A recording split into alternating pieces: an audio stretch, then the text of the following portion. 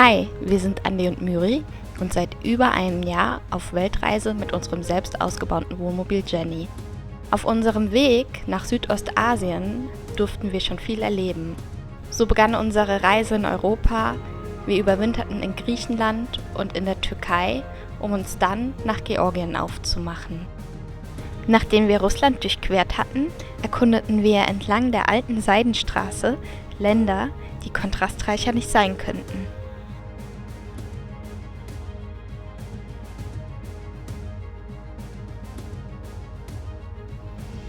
In der gesamten Zeit durften wir Höhen erleben und Tiefen meistern. Wir tauchten in Kulturen ein und lernten liebenswerte Menschen kennen, gewannen neue Freunde und hatten die schönsten Erlebnisse unseres Lebens. Kurz bevor in der Mongolei der Herbst anbrach, reisten wir nach China ein. Ein großes Ziel, das wir schon lange vor Augen hatten. Nachdem wir China durchquert hatten, kamen wir in Südostasien an.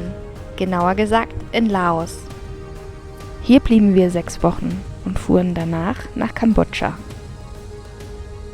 Dort sind wir schnurstracks nach Phnom Penh gefahren, haben dort das Wasserfest miterlebt und dann mit Rainer zusammen unser Auto wieder auf Vordermann gebracht, um dann endlich Richtung Golf von Thailand aufzubrechen, um am Meer zu entspannen.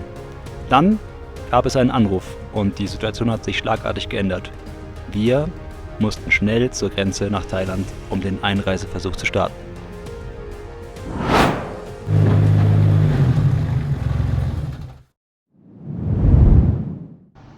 So, nach 10 Tagen, würde ich sagen, sind wir jetzt wieder raus aus dem Hotel und drinnen in unserem Auto und fahren Richtung Meer. Andi hat sich darum gekümmert, dass das Autochen wieder läuft, zusammen mit Reinhard. Mega der coole Typ. Und jetzt wollen wir endlich mal ins Meer und ein bisschen was von Kambodscha sehen. Ich glaube, wir waren noch nie in einem Land und haben in so einer Zeitspanne so wenig gesehen. Aber wir haben uns jetzt einfach mal Zeit fürs Auto genommen und ich glaube, das war lange überfällig.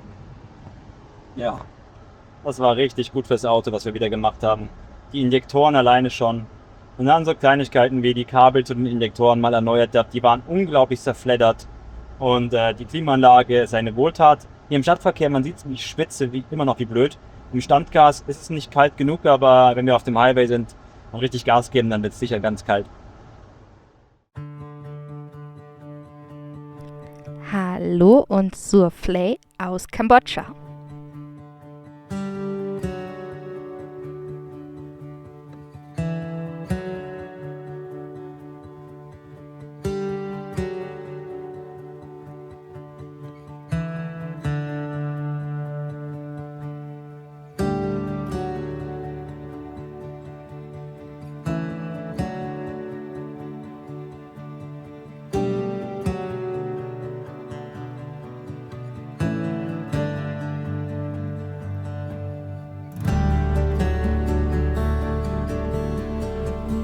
Andi?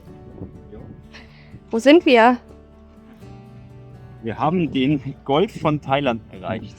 Und da ist das Meer. Und da gehen wir jetzt endlich hin. Gestern sind wir nachts hier angekommen und wollten dann nicht mehr ans Meer, sondern nur noch einfach was essen. Wir hatten sehr viel Hunger.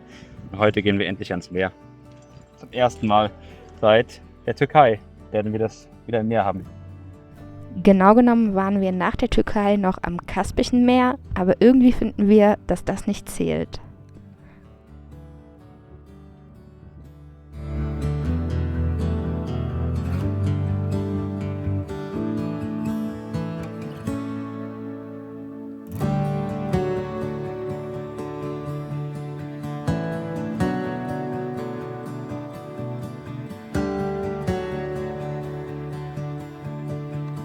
Es ist so warm hier. Das Wasser ist überhaupt keine richtige Abkühlung. Und wie viel Grad haben wir jetzt so aktuell? Wir haben jetzt 35 Grad und das Wasser hat vor 30. Und wie viel Grad wird es nachts? Aktuelle minimale Nachttemperatur 28 Grad. Macht das Einschlafen sehr schwierig, weil im Auto schaffen wir höchstens, also minimal 30 wahrscheinlich. Und dann müssen wir Ventilatoren anmachen und mit denen geht's dann können wir einschlafen. Ja, muss man gucken, dass einem die Kokosnüsse nicht auf den Kopf fallen. Unser erster Strandspaziergang in Südostasien. Und unser erster Strandspaziergang in Kambodscha. Und die Leute hier, die sind so gut drauf. Eben kam uns von der Frau entgegen. Hier sind überall in den Palmen so Schilder. Da steht drauf, dass man fürs Müllsammeln Geld bekommt. Für eine Strandmatte. Das ist Müll, oder? Sah aus wie eine Krabbe. Da kannst du gleich mit dem Müllsammeln anfangen. Ja. Also für eine Strandmatte kriegt man 5.000. Also 1 Euro kriegt man für eine Strandmatte, wenn man die sammelt. Genau, so ein bisschen mehr als 1 Euro. Und also man kriegt verschiedene Beträge fürs Müllsammeln. Das ist ziemlich cool. Ich glaube, die Leute sammeln dann hier auch Müll, um ein bisschen was zu verdienen. Man soll aber keine Kokosnüsse sammeln. Ja. Wollen wir hier?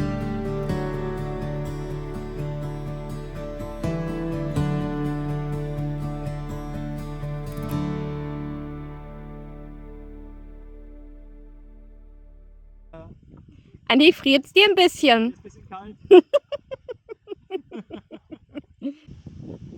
Hab das Meer gerade mal getestet. Sehr angenehm, sehr erfrischend.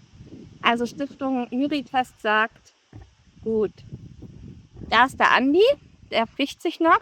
Und da drüben sind Mönche. Ich weiß nicht, ob man die sehen kann. Also hier in meinem perfekten Khmer steht Matte 90.000.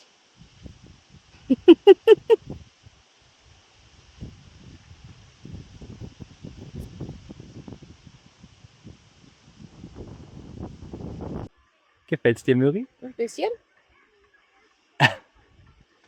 Ja, also wir haben jetzt hier $5 gezahlt für die Hütte, für den ganzen Tag. Wir haben hier Strom. Könnten hier gleich ein bisschen arbeiten mit Meerblick. Und da vorne sind auch noch Schaukeln. Ich liebe Schaukeln. Ui, guck mal. Das ist Mayo. Und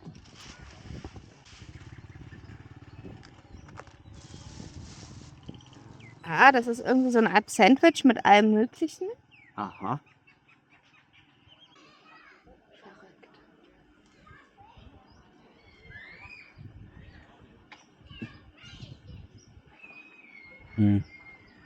Das denke ich lecker. Sehr gut.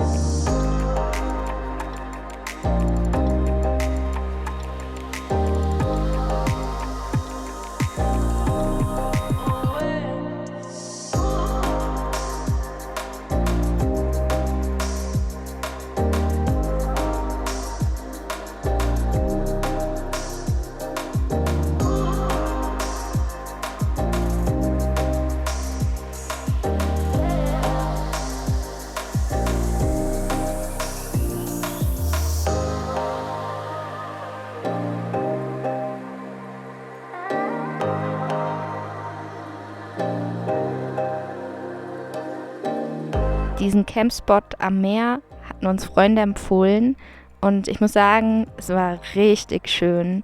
Es war super wenig los, es waren nur Einheimische vor Ort. Wir hatten ganz viel Ruhe und trotzdem hat es sich angefühlt wie im Paradies. Einfach nur perfekt.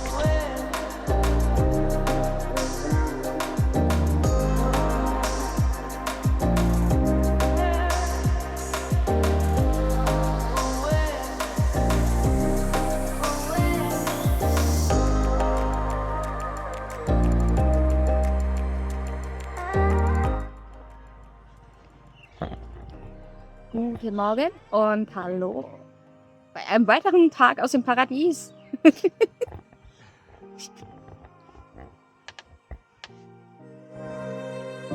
ist echt schön, hier in dieser kleinen Hütte in der Hängematte zu liegen, da seine Stromversorgung zu haben und da seinen Arbeitsplatz.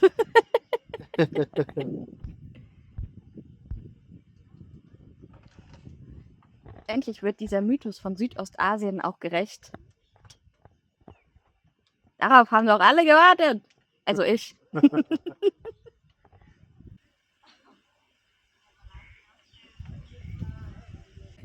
Ich habe auf jeden Fall gestern ein Häkelprojekt angefangen. Ich habe so ein cooles YouTube-Tutorial gefunden, wie man da ein T-Shirt häkeln kann. Ich habe irgendwie nicht die optimale Wolle dazu. Ich glaube, die ist ziemlich flauschig und warm für 35 Grad. Aber ich wollte es halt mal unbedingt ausprobieren. Und ich weiß auch noch nicht, ob ich das gerade zu kurz gehäkelt habe. Aber das ist der Zwischenstand. Ich habe das mal hier in mein Hütchen reingetan. Das ist die Flauschewolle.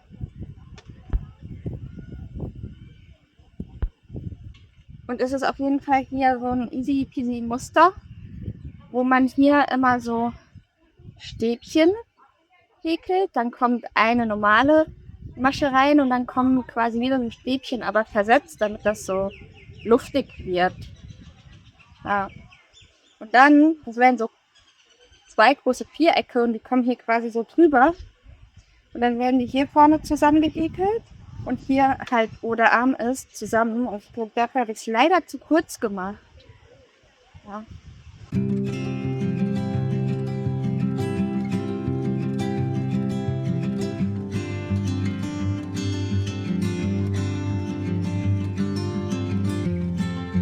So, wir haben uns jetzt was zum Snacken besorgt. Hier laufen nämlich überall so Leute rum, die ein Essen verkaufen. Und ich habe hier diese Erdnüsse gekauft. Die sind hier nicht wie in Europa sondern die werden quasi gekocht. Und dadurch erhalten die auch noch so einen leicht salzigen Geschmack. Und das schmeckt echt gut. Also ich habe da echt Gefallen dran gefunden. Und die Tüte sollte eigentlich jetzt hier, so eine Tüte sollte eigentlich 50 Cent kosten. Aber irgendwie durch ein Missverständnis hat sie jetzt 1 Euro gekriegt. Da waren wir aber selber dran schuld, glaube ich. Aber fürs nächste Mal wissen wir Bescheid, was so eine Tüte hier am Strand kostet. Und jo, genau. Was sagst du dazu, Andi? Ja, die sind lecker, aber wir brauchen gleich nochmal mehr essen. Das können wir aber erst holen, wenn der Verkäufer dann wieder aufwacht. Der macht dann ein Nickerchen. Ja. Genau. Also wir versuchen immer, dass da, wo wir dann stehen, dass wir da auch ein bisschen essen gehen und so. Oder einfach ein bisschen uns an dem Wirtschaftlichen hier beteiligen. Und gerade kommen auch ganz viele Touris. Es ist sonntags. Ja, was heißt Touris? Local Touris. Und die Leute genießen auch die Zeit hier am Strand. Das ist sehr süß. Guten Morgen. Erneut aus dem Paradies. Wir haben Montag und das ist schon echt krass. Heute ist hier gar nichts los. Ich glaube, Madeleine und Lukas haben uns einfach den kompletten einheimischen Spot verraten. Am Wochenende war hier jetzt richtig viel los, richtig viel Party. Und jetzt ist hier niemand, außer wir. Und das ist schon echt erstaunlich. Wir fühlen uns hier echt ganz wohl, muss ich sagen. Ja, Jenny steht da hinten und generiert neue Solarpower. Da steht sie. Und was machen wir?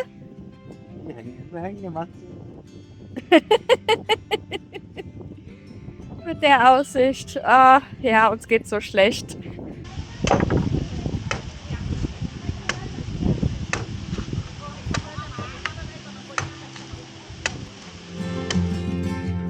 Also da an diesem 3. Tag kam der Besitzer von den Hütten vorbei und meinte, wir müssen hier irgendwie nichts bezahlen für die Hütten, aber sonst haben wir immer $5 pro Tag gezahlt. Und dann später kam aber als Missverständnis dann, glaube ich, sein Sohn vorbei und wir haben ihm dann die $5 gegeben, woraufhin dann hier der Besitzer nochmal zu uns kam und ganz beschämt meinte, wir hätten das gar nicht bezahlen müssen und hat er für uns einfach diese Kokosnüsse mitgebracht und hat sie uns alle geschenkt. Und die waren so unglaublich lecker. Nicht nur konnten wir den ganzen Inhalt trinken, sondern wir konnten auch hier das Fruchtfleisch perfekt essen und er hat uns wirklich ganz viele davon gebracht. Das war richtig süß von ihm.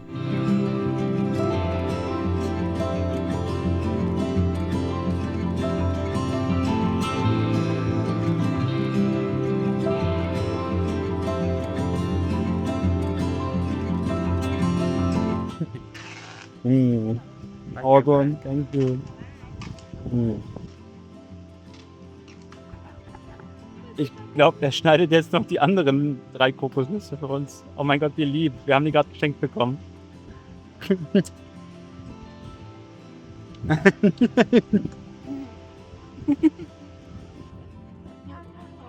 Wir essen jetzt diese richtig leckere, frische Kokosnuss von der Palme runter, die wir gerade geschenkt bekommen haben von der einheimischen Familie, die hier wohnt.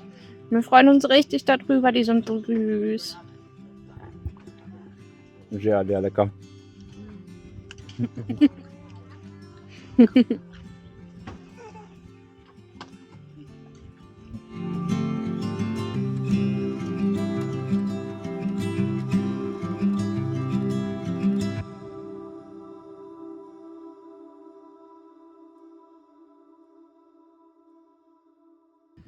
Guten Morgen an einem weiteren Morgen aus dem Paradies. Wir haben heute Dienstag, oder? Es ist mal wieder soweit. Ja, Ende November. Und wir wissen, in Deutschland ist es bitter kalt. Und als wir jetzt letztlich in der Hauptstadt waren, haben wir uns diese Kälte auch irgendwie gewünscht, weil die war einfach noch einen Ticken wärmer als hier an der Küste, wo jetzt ein guter Wind geht. Aber wir können uns gar nicht losreißen von diesem wunderschönen Strand. Ja. Machen wir auch noch nicht. Wir haben noch genug Wasser zum Duschen jeden Tag und wir haben frisches Gemüse bekommen bei Laura und Florian gestern auch gekommen sind. Mega, wir bleiben hier. Ja, genau. Da hinten stehen die beiden. Da, der rote Camper. Die beiden sind aber Langschläfer. Wir nicht. Also, wir sind irgendwas dazwischen. Sind wir Langschläfer? Also, wir sind nie so früh wach wie unser Freund Markus, der gerade in Amerika rumcruist. Wir sind auch nie so spät wach wie Laura und Florian. Was sind wir?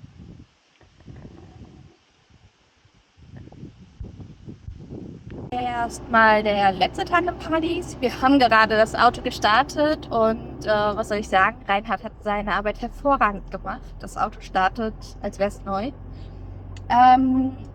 Und wir hatten gestern einen wunderschönen Tag mit Laura und Florian aus unserer China-Gruppe, die ebenfalls an unserem Traumstrand angekommen sind. Es war wirklich schön. Und dann Plot Twist, haben wir Informationen erhalten, die all unsere Pläne, die wir hatten, wieder auf den Kopf gestellt haben. Weswegen wir jetzt auf dem Weg sind nach Sihanoukville. Denn wir müssen unsere Ausreisegrenze auf unserem Dokument nochmal umtragen lassen. Denn uns liegen Informationen vor, dass wenn wir mit dem Auto nach Thailand wollen, ist die Wahrscheinlichkeit groß, dass nur noch eine Grenze für uns funktionieren wird. Und das sollten wir dann schleunigst in den nächsten Tagen tun. Also tun wir das. Ich muss sagen, wir haben uns in den letzten Wochen wirklich schwer getan, Pläne zu fassen in Südostasien. Denn wenn man dein Auto mit sich führt, ist das immer quasi dein Importgut. Und die Regelungen hier in den südostasiatischen Ländern dafür sind super unterschiedlich. Man muss einige Dinge beachten und das macht einen irgendwie die Art oder beziehungsweise den Weg schwer, wie man ihn vielleicht planen möchte oder wie man ihn fahren möchte mit seinem Auto. Und wir standen dann vor, tun wir dies oder tun wir das? Und diese Information, die wir aber gestern erhalten haben, hat uns diese Entscheidung abgenommen.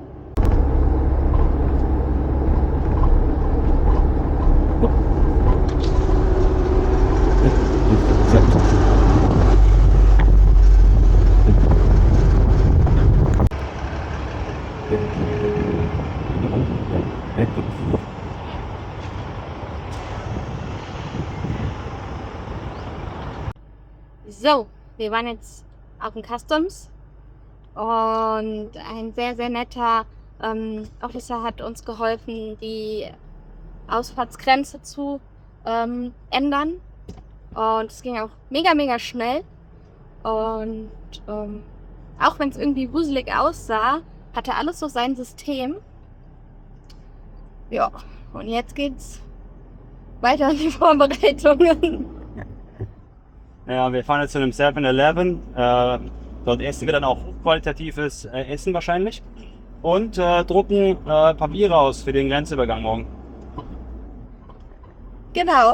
Und mal gucken. Ich hoffe nicht, dass wir nochmal über die Mautstraße müssen.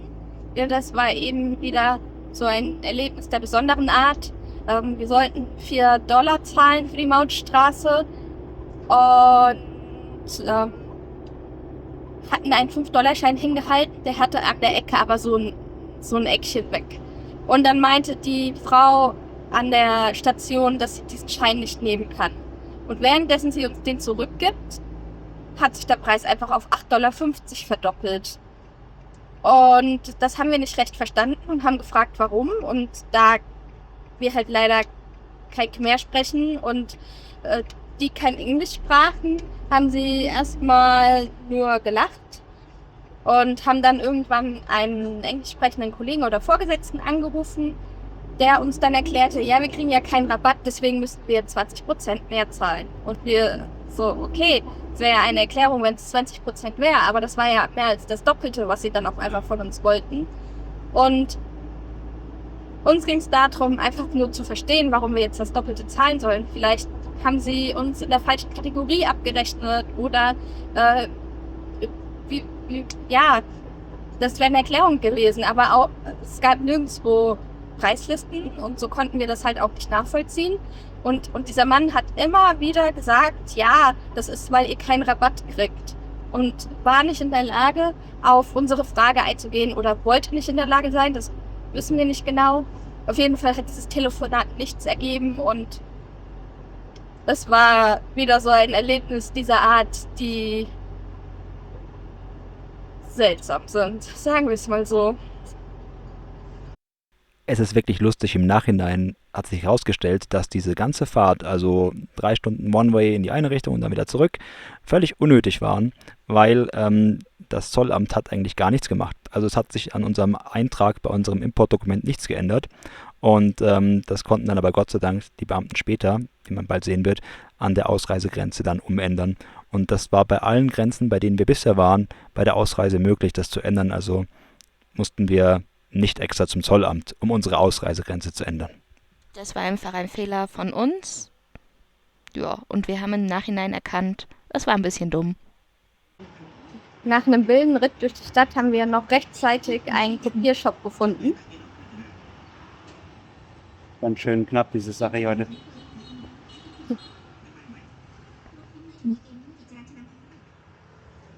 Und der junge Mann kopiert gerade all unsere Unterlagen, die wir dann für den Grenzübertritt brauchen.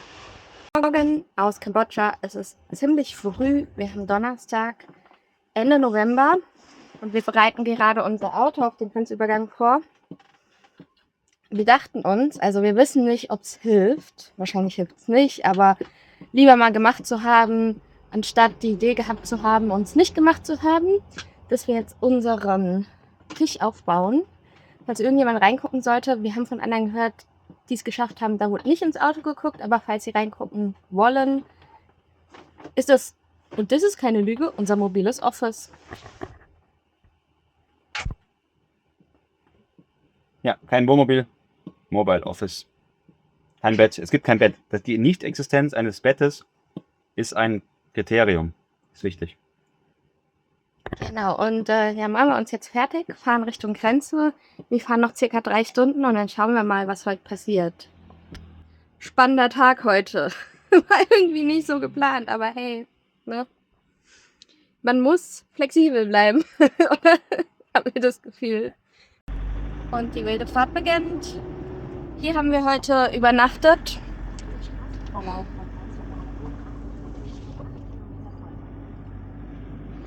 Ja, wir haben uns gestern, wir haben diesen tollen Fehler gemacht, dass wir gestern in der Nacht noch gefahren sind und haben uns ein bisschen verbrannt und dann haben wir ewig keinen Stellplatz gefunden. Und dann haben wir in so einer Einbuchtung von dieser National Road, die gerade ausgebaut wird, geschlafen, aus Verzweiflung. Es war ein bisschen laut, aber es war okay. Und jetzt geht's weiter. Und ich muss sagen, jetzt, wo man die Landschaft so im Hellen sieht, sieht es doch viel, viel freundlicher aus als gestern in der Nacht. Ja, heute wird richtig spannend. Die ganze Gruppe hat uns Glück gewünscht beim Grenzübergang und hoffen, dass wir rüberkommen, dass alle anderen auch rüberkommen. Die Reisegruppe, ja, genau. Unsere China-Reisebekanntschaften.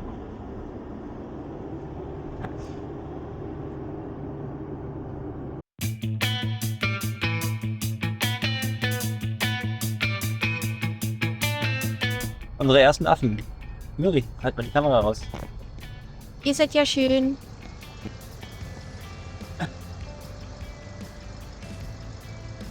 Oh, du siehst aus, als hättest du Lidschatten auf den Augen. Du bist ja hübsch. Blauer Lidschatten. Also hier ist ein bisschen Urwald und auch so ein paar Berge, aber nicht so krass wie in Laos. Und man hat nicht so viel Angst, über diese Straßen zu fahren. Also ich, der hat ja nie Angst, weil die Straßen sind auch ein bisschen breiter und die Berge sind nicht so krass.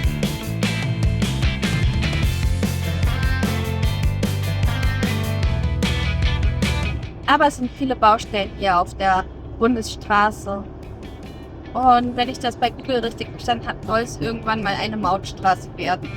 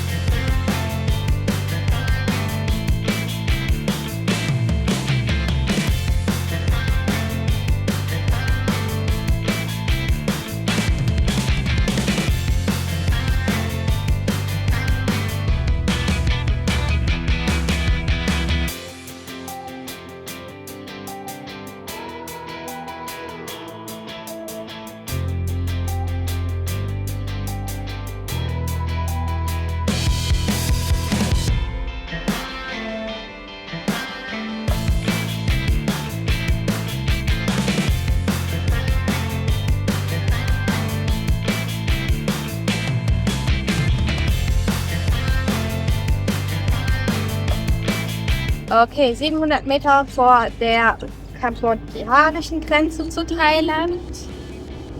Countdown läuft, es wird spannend. Oh ja, wir sind sehr, sehr aufgeregt.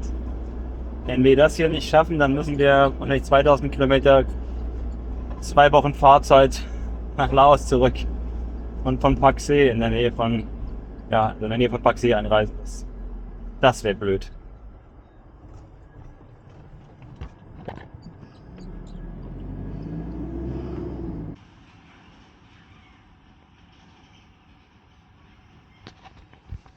Okay, also wir sind jetzt hier in so einer Reihe.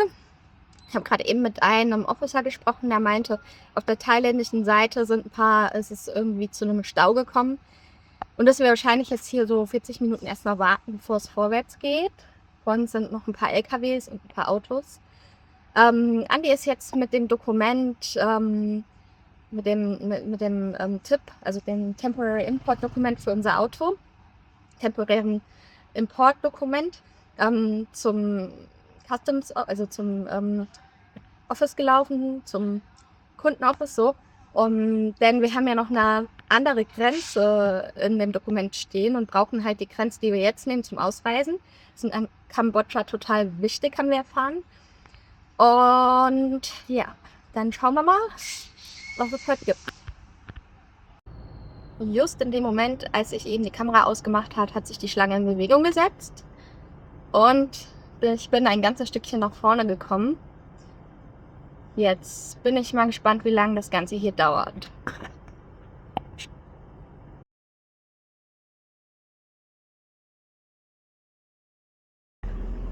Ja, guten Morgen aus Kambodscha. Wir haben es leider nicht nach Thailand geschafft. Die Grenzbeamten waren sehr, sehr freundlich und wir hatten auch das Gefühl, dass sie Mitgefühl mit uns hatten, weil die Leute manchmal selber nicht verstehen, warum Regeln bestehen. Aber ich hatte das Gefühl, dass was sie am meisten besorgt hat, war, dass wir dann gesagt haben, wir kriegen noch Besuch von unserer Familie und jetzt müssen sie ihren Thailand-Besuch absagen.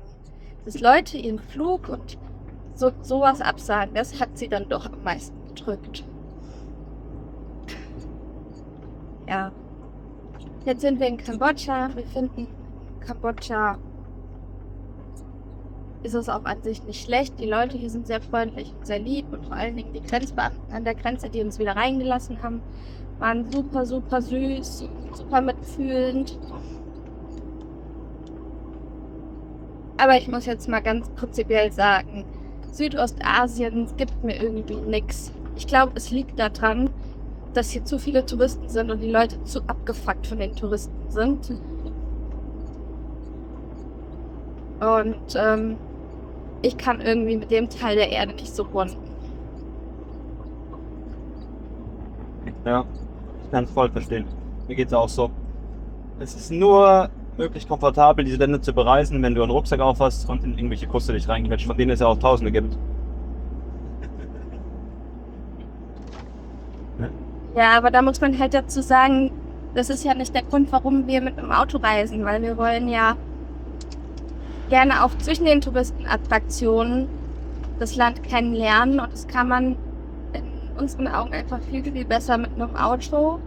Und wenn das Auto dann einfach nicht rein darf oder du einfach krasse Importbestimmungen hast, die das zeitweise verhindern, ist das natürlich schade für uns. Also die Länder werden schon ihre Gründe dafür haben, aber es ist sehr, sehr schade für uns. Und wie war's? Super. Ja, wir kratzen halt ein bisschen im Gebüsch, aber den Preis zahle ich gerne, bevor ich in so ein Loch reinfalle. Hier nochmal ein kleiner Break. Also was ist eigentlich da gestern passiert? Wir wollten von Kambodscha nach Thailand einreisen. Für uns gar kein Problem. Wir haben problemlos ein Visa erhalten. Das Problem an der Sache ist nur, unser Auto ist ein Importgut. Und seit 2017 gibt es in Thailand ein Gesetz, dass du Busse, LKWs und auch Wohnmobile als Importgut in Thailand nicht mehr einführen darfst. Und jetzt ist es so, dieses Gesetz wurde sehr stiefmütterlich an den Grenzen in Laos und Kambodscha, teilweise auch in Malaysia gehandhabt. Und die Grenzbeamten haben immer wieder Fahrzeuge wie unsere, also Wohnmobile, ins Land gelassen. Jetzt ist es aber so gekommen, dass zu genau dem Zeitpunkt, wo wir nach Südostasien gereist sind, die Grenzen irgendwie schlechte Erfahrungen wohl mit Campern gemacht haben und dieses Gesetz von ganz oben jetzt durchgesetzt wird. Wir sind also nicht nach Thailand reingekommen und es ist auch in Ordnung, es ist ein Gesetz, wir müssen nicht reingelassen werden. Und nach November 2024 haben wir es auch nur noch ganz, ganz selten von anderen Reisenden, die gerade in Südostasien unterwegs waren, gehört, dass sie reingelassen wurden. Diese Leute hatten dann sehr, sehr, sehr gute Beziehungen zu den offiziellen Stellen und mit sehr, sehr gut meine ich wirklich sehr, sehr gut. Oder in ihrem Fahrzeugpapier steht drin, dass es nicht als Wohnmobil, sondern als Pkw zugelassen ist. Oder sie haben sich ein sehr teures FVP-Dokument geholt, welches 1000 oder mehr Euro kostet und mit dem man dann auch nur einen Monat nach Thailand einreisen darf. Wenn das Fahrzeug mehr als 3,5 Tonnen wiegt, wird das FVP-Dokument teurer und hat dann auch eine Bearbeitungszeit von bis zu 2 Monaten. Man kann auch nicht einfach beliebig viele Grenzübergänge versuchen, denn bei jedem Einreiseversuch nach Thailand muss man zunächst an der Grenze zum Immigrationsschalter und sich einen Stempel in den Pass stempeln lassen und dann, wenn man dann vom Zollamt zurückgewiesen wird, diesen wieder ausstempeln. Jedoch darf man in einem Kalenderjahr nur 2-mal über eine Landesgrenze nach Thailand einreisen, dann wird einem die Einreise sowieso verweigert, weshalb man es nicht beliebig oft versuchen kann. Darüber hinaus haben wir von anderen Reisenden gehört, die es an laotischen Grenzen versucht hatten, zu der Zeit nach Thailand einzureisen, dass die Laoten irgendwann so die Faxendicke davon hatten, immer wieder Ein- und Ausreisen zu stempeln, dass sie angefangen haben, eine Blacklist zu führen, auf die man dann kam. Auch nicht so schön und das ist jetzt auch nur unsere subjektive Sicht auf die ganze Situation. Wir wollen hier nur einmal erwähnen, sollte jemand wirklich planen, nach Thailand zu fahren, überlegt es euch wirklich gut. Wir haben auch mitbekommen, dass andere YouTube-Kanäle die Einreise nach Thailand etwas einfacher darstellen, aber die Realität sieht nun mal anders aus. Abschließend möchten wir erwähnen, jedes Land hat das Recht, seine eigenen Gesetze zu schreiben und das respektieren wir. Ja, ist ganz gut. Oh, das ist mega. Ja, wir hatten nämlich heute Morgen keine Milch mehr, Ja. kein Frühstück mehr, nichts mehr. Wir haben uns nämlich gestern erstmal unsere Wunden geleckt und sind den ganzen Tag an diesem Mangrovenwald geblieben. Das erste, was wir gefunden hatten nach der Grenze, um unsere Wunden zu lecken. Und haben es echt geschafft, bei der Hitze den ganzen Tag im Auto zu bleiben. Ja. Klimaanlage war Klimaanlage war im Vollbetrieb. Immer noch in der Grenzstadt Kokum. Wir waren jetzt ein bisschen einkaufen. Die Mädels in dem Laden waren schon wieder so goldig. Aber wir haben nicht alles gekriegt und jetzt geht's auf den wuseligen Markt, damit wir noch Gemüse und Obst besorgen können und vielleicht auch noch Toastbrot. Das einzige Brot, das man hier kriegt. Genau. Los geht's.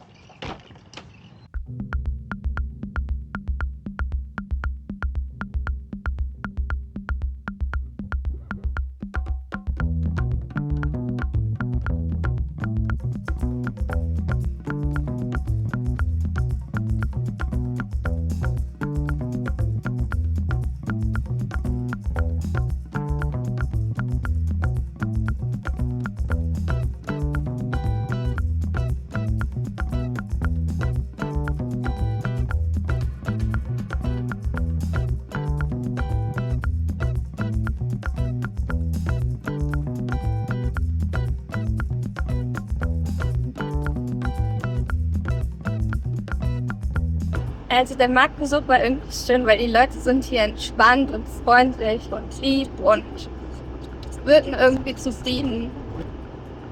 Ja. Umso mehr wir hier in der Ecke unterwegs sind, umso mehr bekomme ich halt den Eindruck, dass die Leute überall da zufriedener und entspannter sind, wo keine Touristen sind. Ja. Touristenmassen. Ja.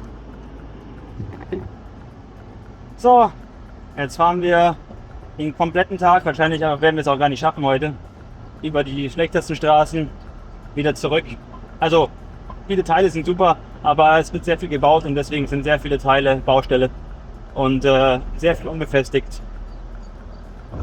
Achso, und wir haben gerade einen Platten hinten rechts innen. Mal gucken, habe jetzt voll aufgepumpt, ob es jetzt hält. Wir haben mal 5 Minuten gemessen, haben keinen großen Verlust festgestellt oder gar keinen. Und deswegen beobachten wir das jetzt. Genau, und mit ein bisschen Glück sehen wir vielleicht auch wieder ab.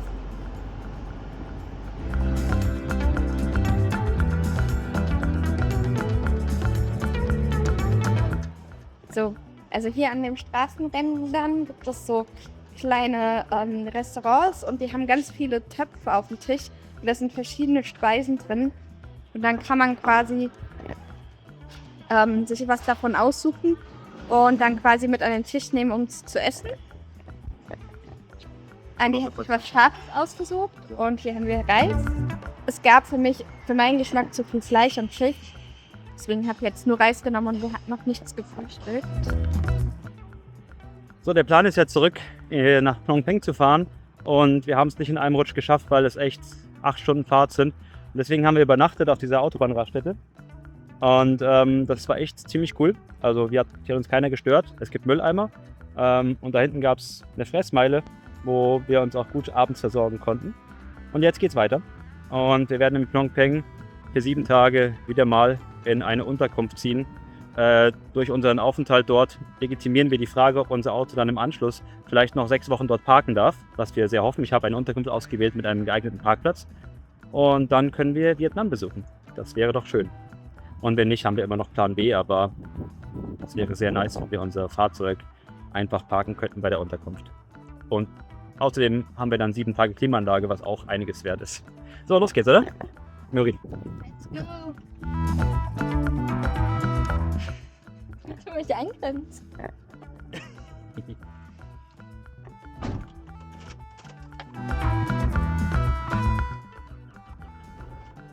Das Auto springt so gut an.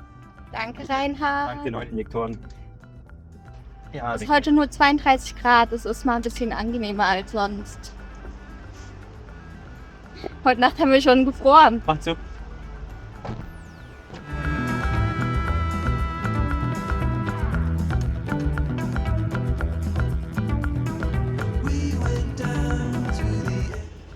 steht hier? Wir wollen uns abkassieren. Da steht $9. Jetzt, $9,35. jetzt telefoniert die Frau wieder und gleich wird sie den Preis verdoppeln. Obwohl sie schon das Geld hat. Ja. Wenn sie ein Foto macht, mache ich diesmal auch ein Foto. Ja. Steht ja nirgendwo, dass eine Kamera auf der Foto ist.